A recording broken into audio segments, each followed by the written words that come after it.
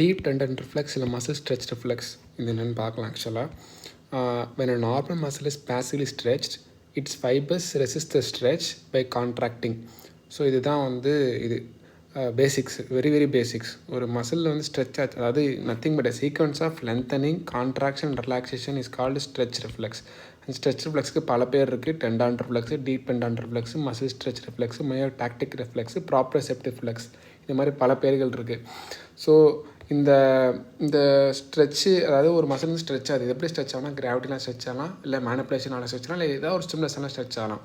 So stretch, இந்த reflex ரெஸ்பான்ஸில் the contraction results from stimulation of the sensory organs in the muscle, either directly or indirectly through a stimulus applied to its tendon, bone, or to which it is attached, or the overlying skin. இந்த அது என்னென்னா, first நம்ம 3 பார்த்துட்டோம். இந்த இடத்துல நீ ஒரு stretch reflex கொடுக்குற, ஃபஸ்ட்டு ஒரு லென்த்னிங் நடக்குது, அப்புறம் கான்ட்ராக்ஷன் நடக்குது, அப்புறமாட்டி திருப்பி ரிலாக்ஸ் ஆகுது. ஸோ அந்த ஃபஸ்ட்டு அந்த ஸ்டிமுலேஷன் எப்படி நடக்குது அப்படின்னு சொன்னோன்னா, டேரெக்டாக அந்த மசில் மேலே ஸ்ட்ரெச் கொடுக்கலாம், இல்லை அந்த டெண்டர் மேல் மசில் எப்பயுமே ஒரு டெண்டரில் தான் முடியாது, டெண்டர் மேலே ஸ்ட்ரெச் கொடுக்கலாம், இல்லை ஓவர்லைங் ஸ்கின் மேலே ஸ்ட்ரெச் கொடுக்கலாம்.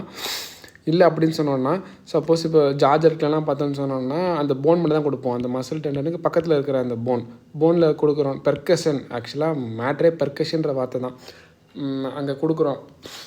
பெர்கஸிங் the bone or over the tendon or over the இதெல்லாம் தான் விஷயங்கள்.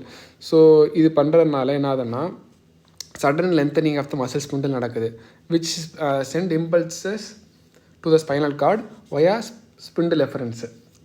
So that will make அந்த spindle efferents எல்லாமே என்ன ஆகும்னு சொன்னோன்னா, ஸ்பைனல் கார்டில் டேரெக்டாக alpha motor neuron of the muscle which is going to be contractedோட கனெக்ட் ஆகிருக்கும்.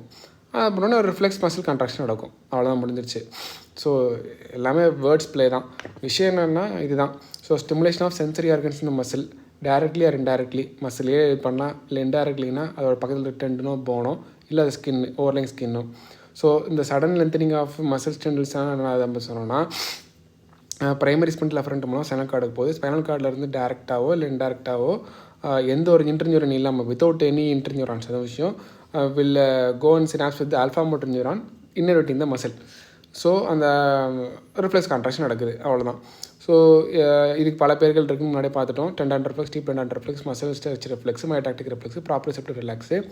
எல்லா மசிலும் ஒரே மாதிரி இதாகல, சில மசில் நல்லா இதாகும், சில மசில் கம்மியாக இதாகும். ஸ்ட்ரெச் ரிஃப்ளெக்ஸ் எல்லாமே ஒரு ப்ரொடக்டிவ் ஃபங்க்ஷன் தான். நம்ம ஸ்டாண்டிங்கோ வாக்கிங்கோ நடக்கிறதுக்கு இது நம்ம ஒரு எரக்ட் போஸ்டரில் மனுஷன் நடக்கிறதுக்காக யூஸ்ஃபுல்லாக இருக்கிறதுனால நடக்கிறதுக்கு ஹெல்ப் பண்ணுது. அப்போ extensor of muscles of the legs like quadriceps and calf muscle ரிஃப்ளெக்ஸ்லாம் ஸ்ட்ராங்காக பெட்டர் டெவலப்மெண்ட்டாக இருக்கும் கம்பேர்ட் டு ஃப்ளெக்ஸர் ரிஃப்ளெக்ஸஸ். ரொம்ப விஷயம் இது. நம்ம ஆர்டிஃபிஷியலாக அந்த டெண்டனை ரிஃப்ளெக்ஸ் ஹேமர் மூலமாக நம்ம ஸ்ட்ரெச் பண்ணுறோம், இந்த கான்ட்ராக்ஷன் ரிலாக்ஸேஷன் சீக்வன்ஸை ஃபாலோ பண்ணுறோம். ஸோ அடுத்து என்ன சொல்ல வராங்கன்னா,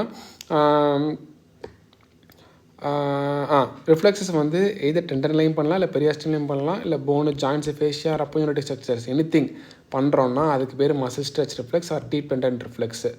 திருப்பி அதே கதை தான். இந்த reflex caused by sudden muscle stretch brought about by percussion of its tendon. Percussion of its tendon.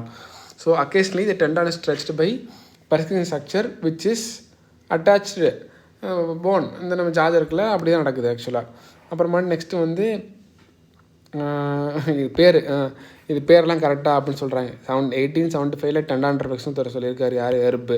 அப்புறமாட்டி 1885 100 வருஷம் கழிச்சு கோவர் என்ன சொல்லிட்டாரு, இது தப்பு, இது இந்த ரிஃப்ளெக்ஸஸ் வெறும் டெண்டான், அதாவது டீப் டெண்டான் ரிஃப்ளெக்ஸுன்றது காரணம் டெண்டானுக்கு உள்ளே இருக்கிற அந்த ஸ்ட்ரெச் ரிசெப்டார் ஆக்டிவேட்டர்ன்றதுக்கு அர்த்தம் கிடையாதுன்னு சொல்கிறாங்க. கோவர்ஸ் என்ன சொல்லிட்டாரு அப்படின்னு சொன்னோன்னா, இது டெண்டான் ரிஃப்ளெக்ஸ் சொல்லக்கூடாது இது அப்படின்னு சொல்லிட்டாரு. 100 வருஷமாக ஒரு விஷயம் போயிட்டு இருக்குதா டக்குன்னு மாற்றி நினச்சா யாராலுமே முடியாது. ப்ளஸ் அந்த காலத்தில் ஒரு ஃபிசிஷியன் யூஸ் பண்ணது இன்னொரு ஃபிசிஷியன் யூஸ் பண்ண மாட்டாங்க மாற்றி. ஸோ ப்ராப்பராக கோவர் என்ன சொன்னார்னா, மசில் ஸ்ட்ரெச் ரிஃப்ளெக்ஸ்னு சொல்லுங்கள் அப்படின்னு சொல்கிறாரு.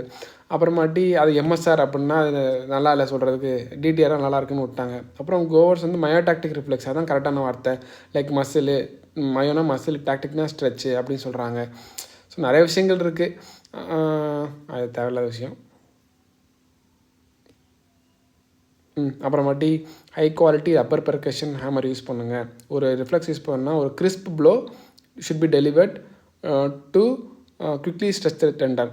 அப்புறம் இருக்கையிலே மொக்கையான டெய்லர் ஹேமர் தானாமா, இது யூஸ் பண்ணவே கூடாது, வேஸ்ட்டுன்றாங்க. நல்லா ஒரு high quality soft rubber hammer is mostly reliable. அதுக்காக அந்த காலத்து மாதிரி கல்லை தூக்கி வச்சு வச்சோன்னா ஸ்டோனி ஹார்டு சப்ஸ்டன்ஸ் ஏதாவது ஒன்று போட்டோன்னா பேஷண்ட்டுக்கும் வலிக்கும், எக்ஸாமருக்கும் வலிக்கும். ஏன்னா சில விஷயங்கள் நம்ம விரல தான் வச்சு தட்டுறோம். அப்புறமாட்டு நெக்ஸ்ட்டு ஹேமர் எப்படி அந்த ஸ்ட்ரைக் எப்படி இருக்குன்னா, it should be quick, direct, crisp, forceful but not greater than necessary. Quick, direct, crisp, forceful but not greater than necessary. அப்புறமாட்டி the effective blow should be delivered quickly with the flick of the wrist, holding the hammer near its end and letting it spin through loosely held fingertips. அப்படியே அந்த லூஸாக அப்படியே அந்த finger டிப்ஸில் வச்சு டப்புன்னு அடிக்கணும். சும்மா ஓரத்தில் நிறைய ஃபால்ஸு பண்ணக்கூடாதுன்னு சொல்கிறாங்க.